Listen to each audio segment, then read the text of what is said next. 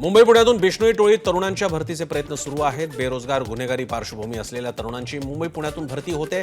बिश्नोई टोळीत आल्यास एरियात वट निर्माण होण्याची तरुणांना बतावणी केली जाते, तर गँगमध्ये आल्यास प्रसिद्धी पैसाही मिळण्याचं आमिष दाखवलं जातं। नाशिकच्या सातपीर दर्गा अतिक्रमण प्रकरणी दगडफेक करणारे एकूण 31 संशयित पोलिसांच्या ताब्यात आहेत। त्यातील 16 संशयितांना 3 दिवसांची पोलीस कोठडी देण्यात आली आहे।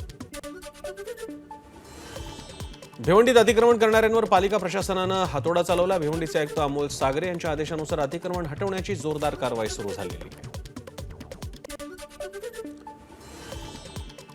अकोला मंगरुळ पीर महामार्गावर सुसाट मालवाहू वाहनाचा थरार पाहायला मिळाला। वाहनाच्या पाठीमागे दोरी निसटल्यानं 40 ते 50 फूट दोरी अडकून होती, त्यामुळे या मालवाहू वाहन चालकाचा निष्काळजीपणा समोर आला।